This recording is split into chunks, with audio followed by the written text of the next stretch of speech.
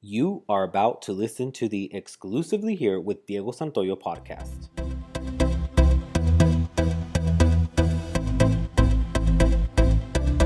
What's up, everyone? Thank you for tuning in to Exclusively Here. I am your host, Diego Santoyo. How is everyone doing? I feel like this week has just been going by pretty fast. I don't know. What do you guys think? Is it just me? It might be. I don't know. But last week I mentioned that I was in the middle of moving, and all I gotta say is that I'm so happy to be done with that. Moving is no joke, and I'm just glad it's over. Well, you guys, the news does not stop coming in. As usual, there has been so much happening. So let me inform you guys about some of the things that have been going on in the world this week. Let's kick this segment off with a tropical storm that developed into something pretty dangerous this week as the days went on. If you haven't heard about the tropical storm Earl, it's been out there this week and it got out of hand. This tropical storm was expected to turn into a hurricane at some point, which it did. Um, Earl was expected to bring on a lot of rain, some flooding, and intense winds to three specific countries, which were Mexico, Belize, and Honduras.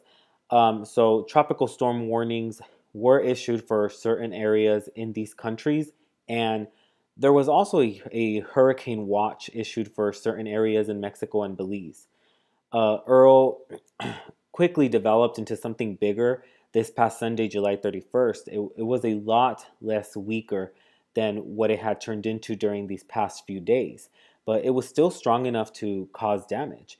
It still managed to knock down some power lines in the Dominican Republic and start a fire, um, which killed six passengers from a group of people on a bus that were returning from a trip. So Earl went from a tropical storm to a hurricane, and it has weakened now into just a tropical storm after hitting Belize on Thursday, August 4th. So the tropical storm is expected to weaken even more, and let's just hope it goes away completely. Okay, so let's move on to this next story that I have for you guys. A 58-year-old man from India was recently arrested for touching a woman inappropriately while sitting next to her on a flight. Both of them were on a red eye Virgin America flight. It was going from Los Angeles, California to New York. I'm sorry, New Jersey. I guess after a short while, the woman fell asleep and he began to touch her very inappropriately. I guess she woke up and she literally saw him doing it. So, I mean, obviously, she was like, "What the hell is going on here?" She didn't know him, and definitely did not want him touching her. The woman was traveling with someone else, and she let her male friend know what was going on, and he witnessed this man touching her. So her friend confronted the man about it, and he tried to squash the whole thing by offering to buy her friend a drink. Of course, her friend said no to the drink and instead told a crew member on the flight what had happened. Once they landed, the man was arrested for doing what he did to this woman. He was released this Monday, August 1st, on a $50,000 bond. If he is convicted for his actions, he could face up to 2 years in prison. Along with that, he would probably have to pay a fine at about $250,000. So remember to be alert because you really never know who you are sitting next to on a bus ride, plane ride. I mean, there are so many people in this world, so be careful. Be careful out there. Okay, so let's go on to something very tragic that took place this past Tuesday, August 2nd. There was a horrible bus crash out in Merced, California. It happened very early in the morning, and I believe it was said to have happened as early as 3:35 a.m. So there were about 30 passengers on board, and four did pass away. Four of them came out of the crash without injuries, and the rest were injured. Some pretty bad, and some not as bad.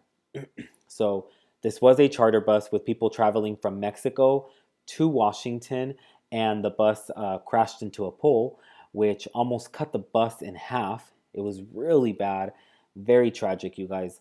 The 57-year-old bus driver Mario Vasquez was injured really bad. It was actually being reported by quite a few sources that some people who were injured even lost the limbs. Uh, it was really bad because body parts were collected.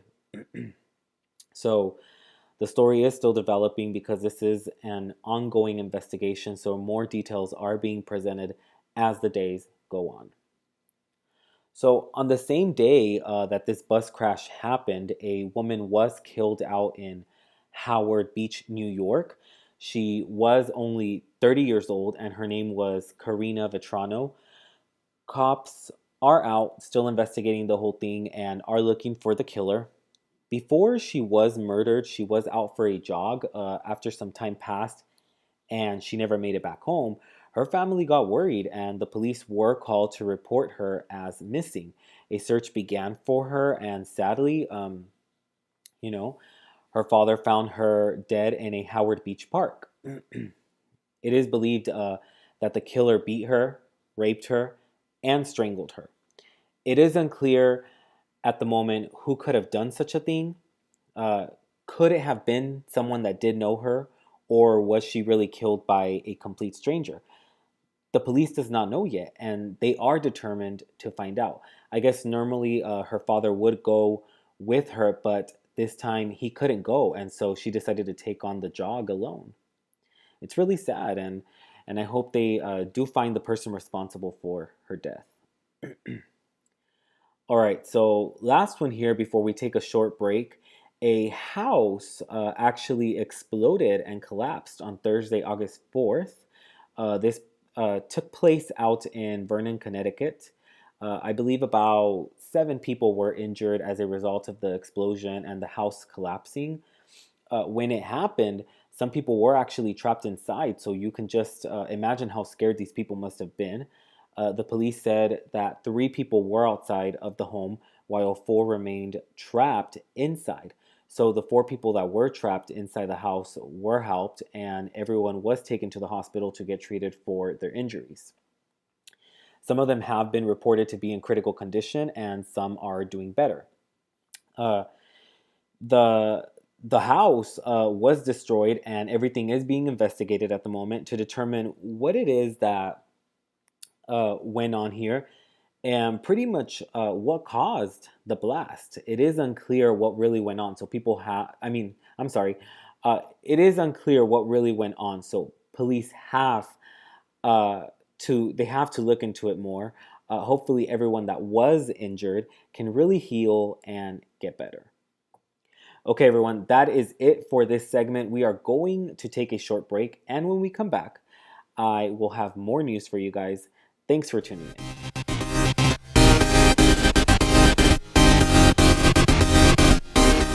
Hey everyone, just want to remind you guys that you guys are listening to Exclusively Here with Diego Santoyo.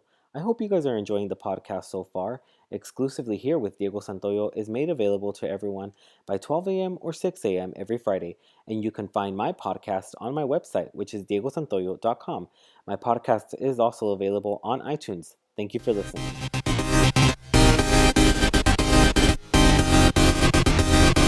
All right, you guys, we are back from that short break, and there is still more news to talk about. But now let's just get into some pop culture news only and talk about what has been going on in that world this week. All right, so let's start off with Draymond Green, a basketball player for the Golden State Warriors. Well, recently, he had posted a picture of his penis on Snapchat. It was taken down after a few minutes, but only off of Snapchat because that picture is on the internet now and I think it might be staying there. It sucks for him, but when you have some type of fame and you post something like that on your social media, you can take it off from there, but it'll find a new home to stay in permanently. People will get these pictures and post them on numerous sites, and from there, these pictures just keep circulating. So he says he didn't mean to publicly just post the picture for everyone to see. He says that that was an accident, so sucks for him. He apologized for what had happened, but the funny thing about this whole situation was that he got offered a deal to do porn. Like I said, the pictures can be taken down from where they were first posted, but people get them and post them in other places. And Stephen Hirsch from Vivid liked what he saw and offered him a porn deal of $100,000. He wants him to star in a porn called Drezilla, which I thought was super funny when I first found out about this. Uh, the deal was presented on Monday, which was August 1st. So, what an interesting way to start off a new month, right? With a porn deal offer. I mean, really? uh, the deal allows for Draymond to get in on quite some cash and also call all the shots. As you guys might know, Vivid is quite known for some of its celebrity sex tapes, like the famous Kim K sex tape. And this isn't the first time a deal has been offered to some well known folks, and I don't think it'll be the last. I still remember when they offered Mama June and Sugar Bear a deal, which many people know them from Here Comes Honey Boo Boo, which has been canceled since 2014. So, funny stuff, man. Okay, so let's move on to the Osborne family. They have been going through a lot lately, and if you guys remember, or if you didn't know, there was an affair that had been going on between Ozzy and Michelle Pugh, who happens to be a celebrity hairstylist. She had claimed that they had been seeing each other since 2013, and the whole thing just caused a lot of problems between Sharon and Ozzy, which obviously it would, because who wants to find out that their spouse is cheating on them? No one wants that type of news, and it affects everyone. So this whole thing was not easy on the family. Well, Callie did have some things to say about the mistress, and one of those things she said was that the affair was more of an elder abuse type of situation. Michelle is only 45 and Ozzy is 67. So she has some things to say about it, and it's understandable because that's her dad. And I would be pissed off too if I found out that my dad was cheating on my mother, and I would just have a lot to say about the mistress. So I don't blame Kelly for some of the things she said about Michelle. But the only thing now is that Michelle is suing Kelly for the comments she has made about her. Michelle feels that the things that Kelly has said about her were defamatory. So Michelle has just filed a defamation lawsuit against Kelly. Ozzy has admitted to having a sex addiction, which he is getting therapy for at the moment. So a lot going on there with them, but hopefully as time goes on, things will settle down. We'll see what happens. So last week I had talked about Keisha Knight Pulliam going through her divorce. Ed Hartwell had filed for it, and I also mentioned that she is pregnant, and a little bit of an update on that. There was a lot going around, and it was pretty much being said that Big Tigger might actually be the father of the child. Keisha says that the child is Ed's, but for some reason, Ed isn't too positive that the child is his, so he wants a paternity test just to make sure that the child is actually his. Because Ed wants this done, he kind of led a lot of people to think that maybe she might have been unfaithful and gotten pregnant by another man, like her ex, Big Tigger. So a lot of people wanted to know if there was a chance of Keisha's ex being the father, and Big Tigger put all of that to rest this week by announcing that he is not the father, and there is no way that he could be. He goes on to state that he hasn't seen her or spoken to her, so there is just no chance. So I guess if Ed really has some doubt, then go for the paternity test, man. But it's starting to seem like he really is the father, and Keisha really did not cheat on him. From the very beginning, Keisha has claimed that she never cheated on him, and she's very positive that Ed is the father of the child. But I guess he has some doubts because he insists on this paternity test. I feel bad for Keisha because she's never really been talked about, and reports just were never really out about her, which is always a good thing because normally when you are being talked about, it's not always talk about you being amazing, but more about how you screwed up or something. I think throughout the years, she did well in not getting in trouble and having it reported everywhere. And it must suck to see all these reports out right now that are discussing her divorce and some of the drama that's going on with it. So hopefully, this whole situation with time just settles down because no one wants their business put out there. It's no fun. All right, so something really cool happened to Lauren Potter. Many people know her as Becky Jackson from Glee. And well, she recently got a promise ring from her boyfriend, Timothy Spear. Timothy had planned this really nice picnic out in Laguna Beach, California, and that is where he gave her the promise ring. Both of them have actually known each other for many years, but finally got together when Lauren became single. Prior to their relationship, Lauren was with someone else, and when that ended, Timothy went right in and asked her out. So I think this is awesome. It sounds like they shared a very nice moment together when it all went down, and it seems like they are taking it easy and not rushing into anything too fast, which is always a great thing. All right, you guys, last one here before I wrap it up. Shaws of Sunset had an explosive season. Season 5 just ended this past Wednesday, August 3rd. It was a great season, man. A lot of things happened. We got to see Reza and Adam get married.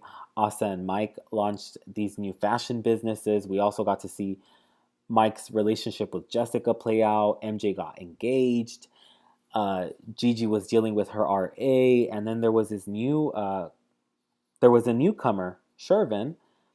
So a lot happened. I like the show. I think it's great. The finale episode was intense. We got to see Gigi attack Reza, but ultimately ended up hurting Adam. I'm excited to see what next season will bring. If you watched the reunion on Wednesday, you would know that Reza and Gigi's friendship is on the rocks, but um, they both had talk. They both had a talk that gave viewers some hope that they can fix things and be friends again. MJ and Asa got into it really bad.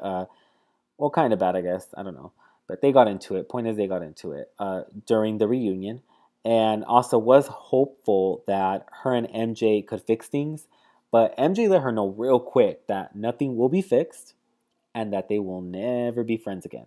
But I think they will fix things. I think MJ was just really mad at the moment.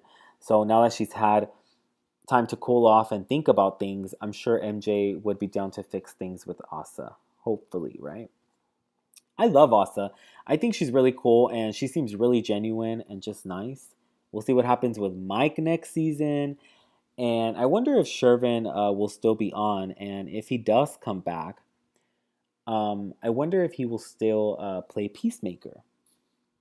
So we'll see.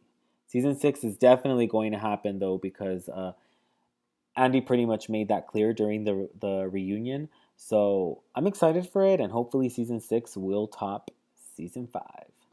Okay, everyone. Thanks for tuning in. I really appreciate it. Catch some more news next Friday. I will definitely have another episode for you guys. I hope you all enjoyed this episode to my podcast. Uh, this is exclusively here with Diego Santoyo. Until next time, have a good one.